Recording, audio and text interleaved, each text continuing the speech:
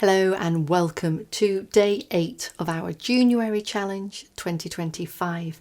We are looking at Autumn Mist and we're doing this piece in reverse with the aim of tackling one of the trickier parts first, which we did yesterday, so that by the time we get to the beginning line, which is very straightforward, you can play through and you've really given this part plenty of time to be getting to grips with it.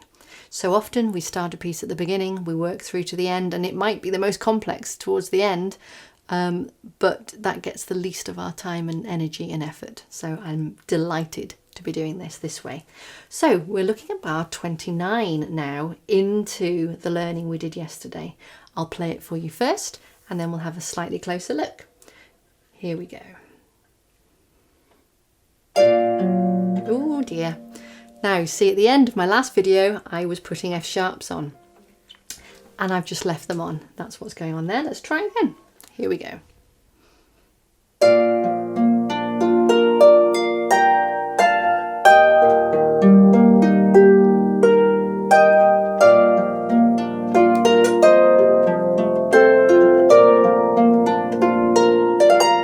And I'm going to practice now adding those F sharps, making that a normal part. If you watched the play along video yesterday, I would talk a little bit about that then. However, I must remember to take them off. Okay, so bar 29. Again, looking at the bottom part of the music, we've got notes shared between the hands. We've got this octave and fifth that we had yesterday being answered by the arpeggio shape, top part of the arpeggio in the other hand. And then the left hand's going to cross over and keep that movement carrying on, playing a D and an F. Okay, so B, F, B, D, F, B, D, F. It's all notes belonging to that B chord. Okay, and in the meantime, there was a chord at the beginning of the bar in the top hand, a D and an F, so our right hand is going to play that. But unlike yesterday, nothing else happens over the top of that other than that D and F ringing out and continuing on. So we have, and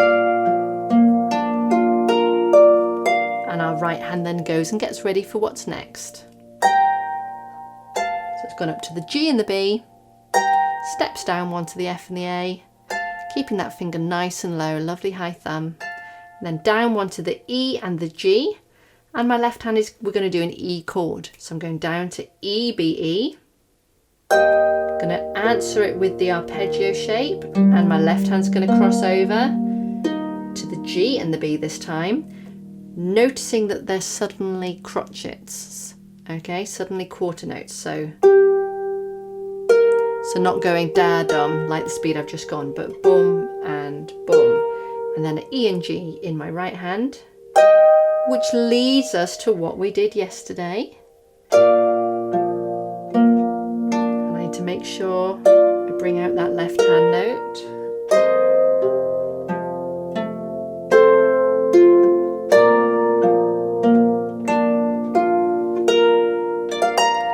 And setting my F levers as quietly as I can. Okay, so one of the tricks that makes this way of working so good is every time you play the new bit, which is the line before, every time you're working through that, I want you to continue on the piece to the end of that page with the bit that we worked on yesterday. And every time you add a new bit, I want you to continue on into the bits we've done before. And that just really helps to reinforce, and I'm looking forward to you seeing that flow and how much more flowing it happens for you by doing it this way.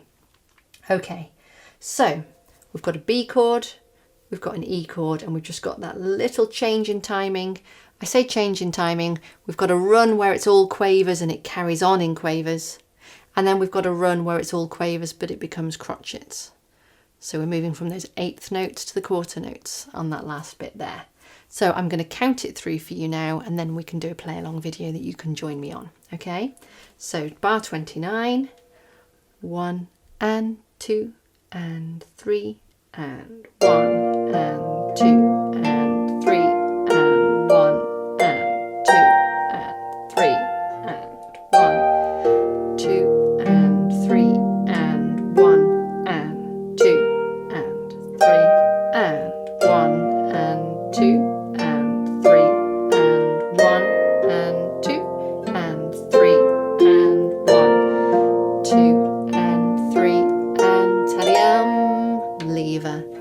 lever ready.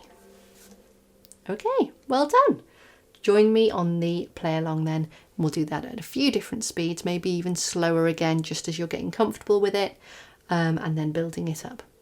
Well done. I'm going to take my Fs off again now. Keep it up.